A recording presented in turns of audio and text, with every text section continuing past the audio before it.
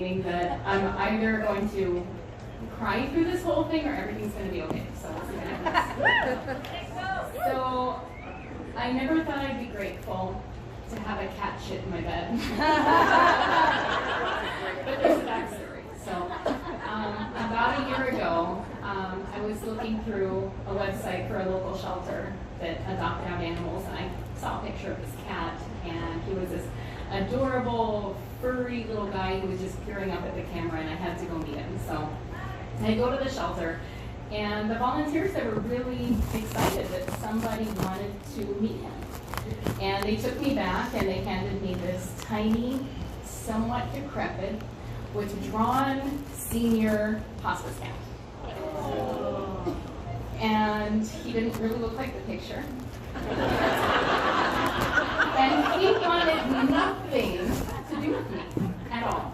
He didn't engage with me at all. He didn't make eye contact. He didn't want to play. He just sat there and stared at the ground.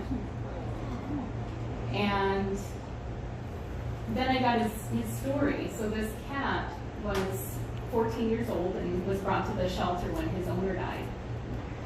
And he was adopted. He was there for 3 months, which was really long for their numbers. And he was adopted out twice and brought back before that night that I met him.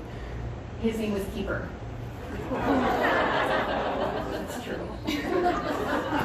So, and really, I mean, I could just imagine somebody holding up a tiny, fuzzy little gray cat, proudly looking into his green eyes and saying, "This one's a keeper." And it didn't take long before he stole my heart, and I thought, this poor little creature who's got maybe a few months, maybe a few years, they didn't know. He didn't need to spend any more time in a cage, and I took him home. And I renamed him Banksy after the British graffiti artist. And Banksy quickly made himself at home. And he loved sitting by the window in his bed, and he loved being cuddled up next to my little 5-month-old kitten, Madrid. And one night, Banksy decided that he wanted to sleep in my bed, which was a little unusual, but what the heck, he's a cat, right? So I bring him into my bed, and he falls asleep at my feet. And I wake up, and I don't even want to know what time in the morning, going, what is that smell? Well, this poor cat had had the most unbelievably epic case of diarrhea all over my bed. And again, I don't know what time it is. I pick everything up, I throw it downstairs. I'm going to deal with it tomorrow morning because I need to go back to sleep. And at some point that night, Banksy, who was never really much of a cuddler, crawled up onto my back and draped himself across my back. And I'm half asleep, and in my heart, I know he's telling me thank you. And it was something I was so sure of and so at peace with. And I fall back asleep. And the next morning I wake up and go, what is that smell?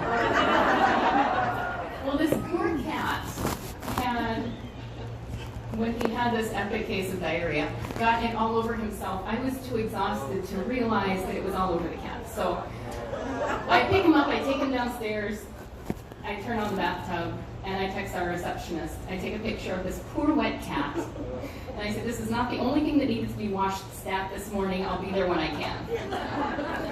So I wash the cat off, I dry him off.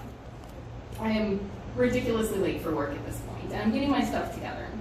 And I hear a thud from the kitchen.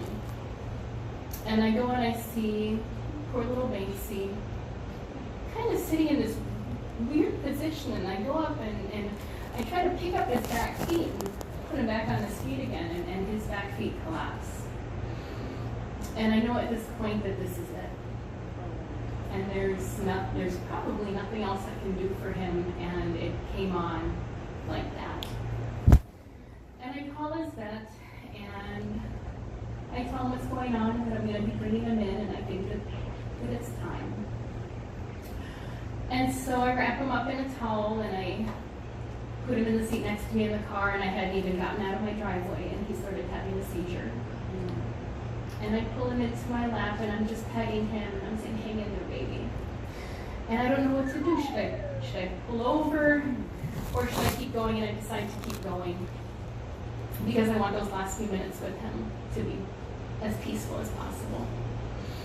And I'm okay until the vet puts the IV in, puts in the syringe, injects the medication, and listens to his little heart and says he's at peace. And I go back to my car and I realize a few things. First, that Banksy was never mine. I always had the sense that I was just taking care of him until he was ready to go and be with his previous owner. And second, I realize as I'm holding the blanket or the towel, which I still have, because I can't bring myself to wash it, and his collar, which I have with me today. I realize how grateful I am that sometimes life brings strange magic and little miracles, and the cat shits in your bed and makes you late for work. Because if I hadn't been late for work that day, that poor cat would have died on my kitchen floor alone. Thank you.